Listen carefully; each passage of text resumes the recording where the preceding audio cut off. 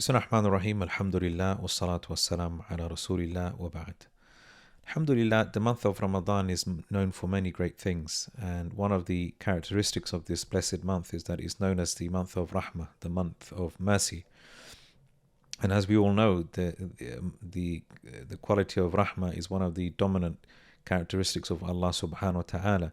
In fact, in a well-known hadith in Sahih Bukhari, the Prophet sallallahu alaihi wasallam, he said that when Allah subhanahu wa ta'ala created the creation, لما قضى الله الخلق, when Allah He created the creation, كتب عنده فوق عرشه, then Allah He wrote on His throne, إن رحمتي سبقت غضبي, that my mercy, it precedes my anger.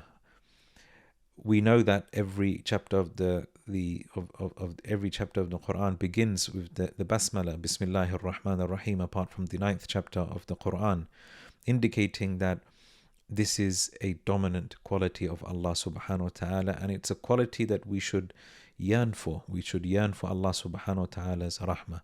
And this is the month that we really show that to Allah subhanahu wa ta'ala for our fasting and yearning for His grace and His forgiveness, and to be counted amongst those who enter into paradise.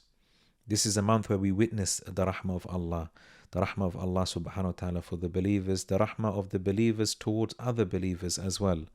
It is a month of mercy indeed. One of the du'as of the Prophet sallallahu alaihi wasallam, which really encompasses this meaning, is a du'a that was transmitted in the Sunan of Abi Dawood and other books of hadith, as narrated by Abu Bakr radiallahu anhu, where he said that the da'awatul makrub, that the supplications of the one who is in distress, are that Allahumma rahmataka arju fala takilni ila nafsi tarfata aynin wa aslih li sha'ni kullahu la ilaha illa ant. Allahumma rahmataka arju, O Allah, it is your mercy that I seek. فلا تكلني إلى نفسي طرفة عين, so do not leave me to myself for the blinking of an eye. And put my affairs together, all of my affairs together for me, for none has the right to be worshipped except you. If we break this dua down and this dhikr down, we find that it contains many profound meanings. Firstly, the way that we're simply asking Allah for rahmah. Notice we say Allahumma rahmataka arju, and we don't say Allahumma arju rahmatak. We don't say literally, Oh Allah, I seek your mercy, but rather you're saying it is your mercy that I seek. Now what's the difference? This is, as the scholars of the Arabic language say, this is a way of conveying a meaning of exclusivity, i.e. La arju illa rahmatak, which means that there's nothing that I seek other than your rahmah. Meaning that's the only thing I want. I only want the rahmah of Allah subhanahu wa ta'ala. And that's a reality. If we think about it, all khair, all goodness in this life and in the hereafter is dependent upon attaining the rahmah of Allah subhanahu wa ta'ala. So if you have Allah's rahmah, you have everything that you will desire for in this life and in the afterlife.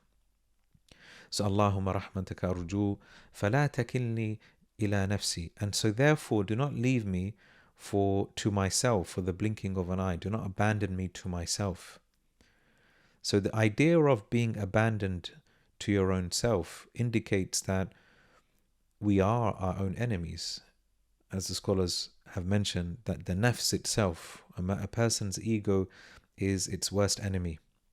A'dal a'da. In fact, your greatest enemy is your own nafs. And so we as believers should be conscious that without the care and protection and the mercy of Allah subhanahu wa ta'ala, if we are left to our own nafs and to the shaitan, then we will fail in everything in life in relation to our deen and our akhirah.